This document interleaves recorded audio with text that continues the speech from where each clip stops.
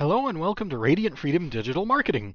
This is the recording of Lesson 3 from our TGI SEO Fridays webinar series with Odin Xavier of the Canadian marketing team and was recorded on Friday, April the 20th.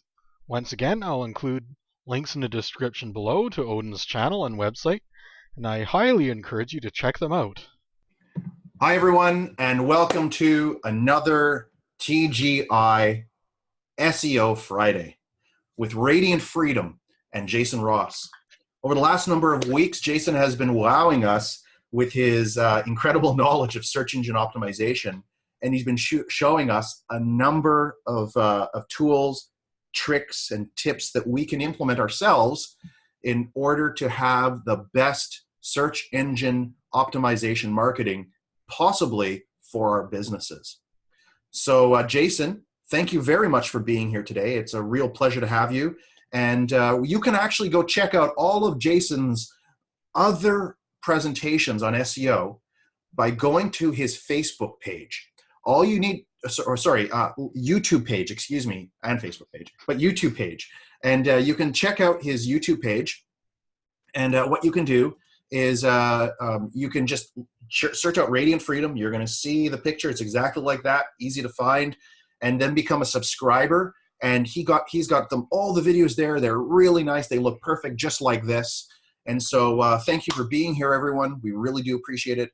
And we hope that what you'll do is you'll be able to. We've got three kinds of ideas with what we want to present here with you today.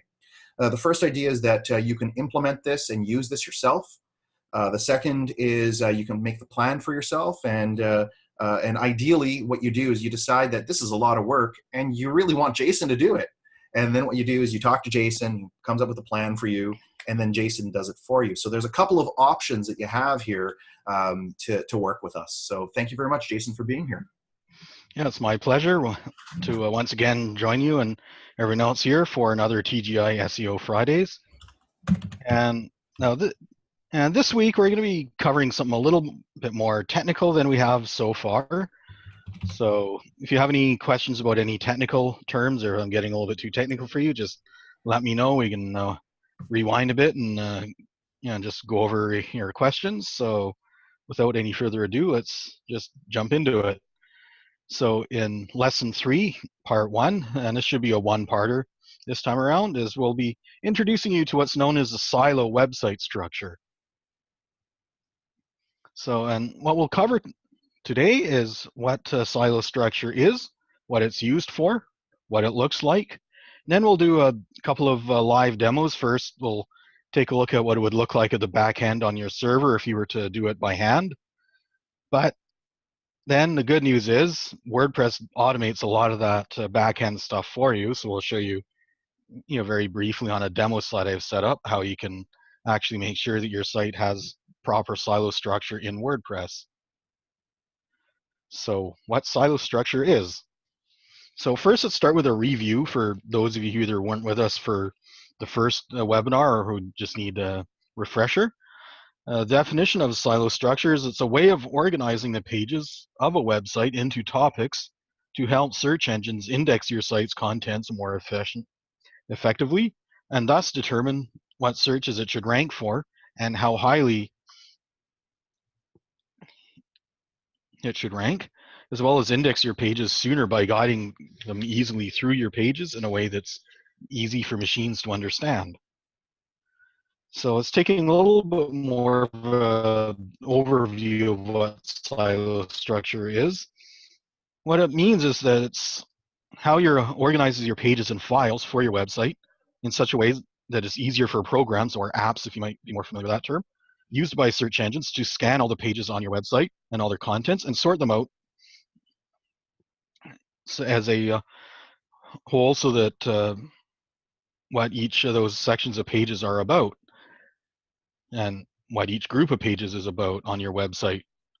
And what it does is it divides, and what you do is you divide your website into the main topics you cover, such as your about topics, your services or products topics, and so on, so that each set of pages on your site that covers a similar set of topics is actually logically grouped for the computer to easily understand which group of pages is about what.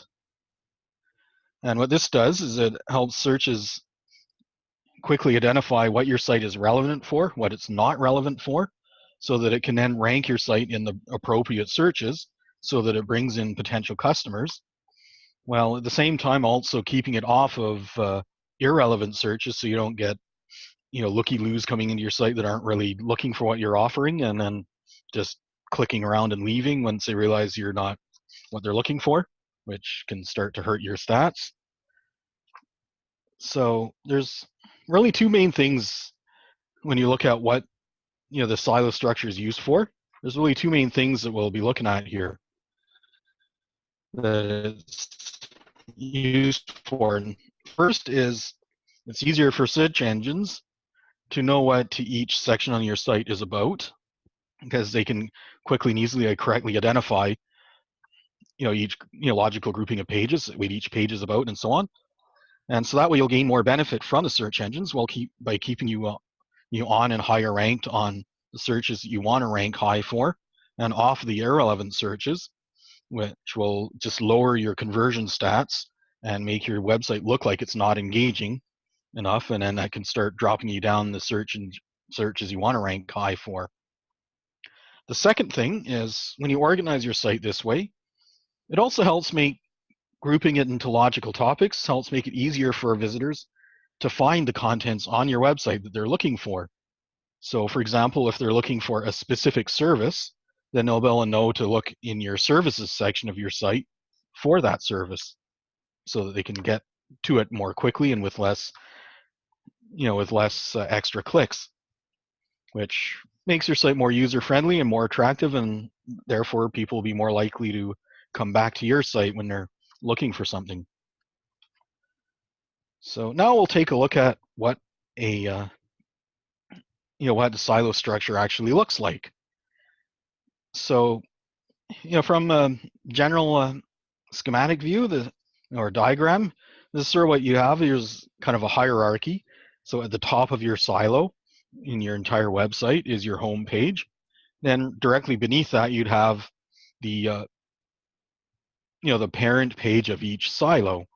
So in your about silo, you might have the parent page as your about page with, for example, an our mission and an our team page beneath it. Similar thing for the services silo, you'd have a overall services page. Then you'd have each of your services, so service 1, 2, 3, and so on, listed underneath that. And same goes for your blog silo. You'd have, let's say, your blog page where your main feed of articles are, and then each individual article underneath your blog section.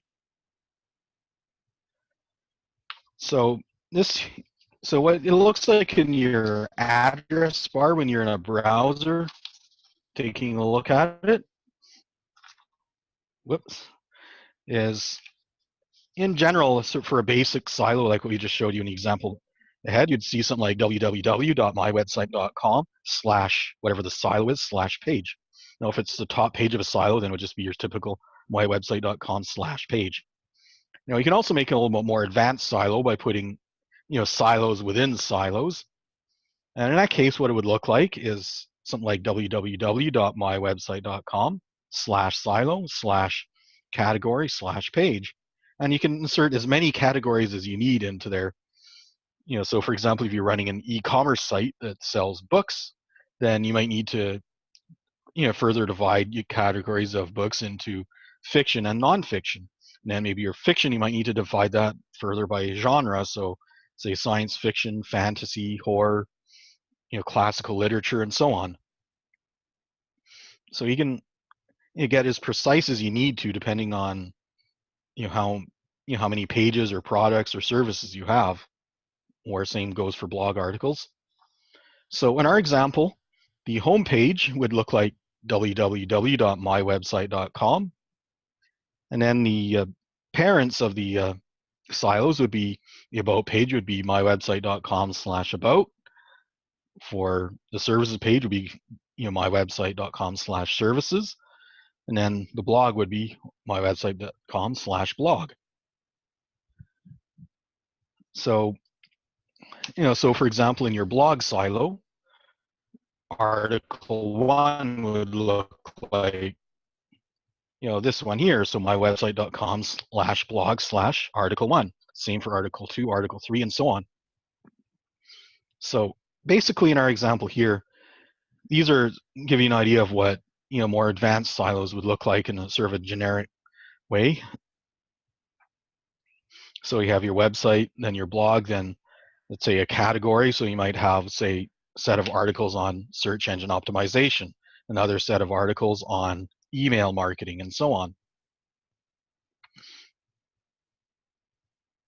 So now what we're going to do is break out of this presentation and now start taking a look at in general what a website would look like, say, on your server.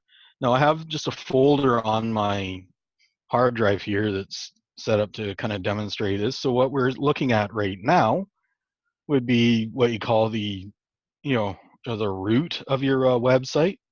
So this would be the uppermost one here, and these would be typical type of files you might see in a very basic website. So like this file here called index.html, that would be your home page.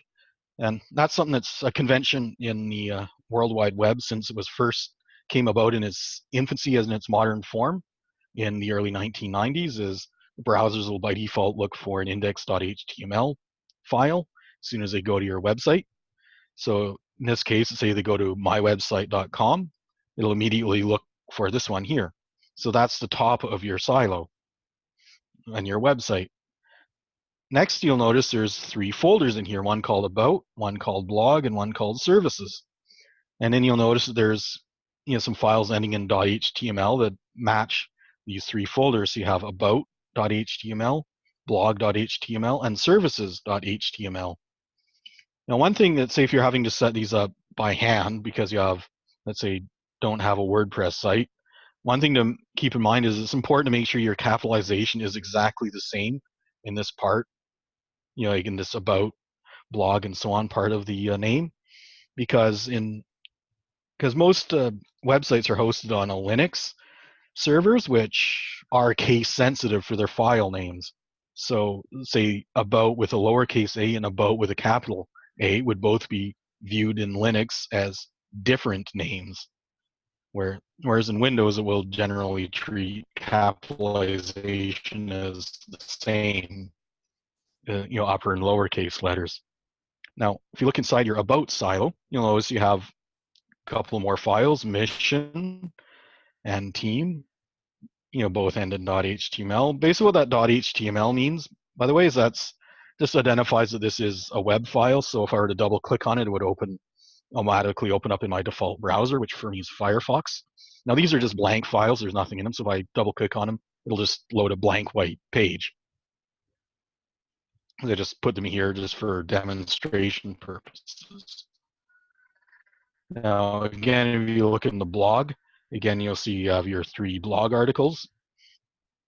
And now I'm actually going to open one of these up just to give you a chance to take a look at something in the address bar. You'll notice the way the address is arranged is it's mywebsite.com/blog/article1, just like what we described earlier. And now we'll take a look into services, and you'll see again you have your 3 services pages inside there, and it'll again look the same on the website.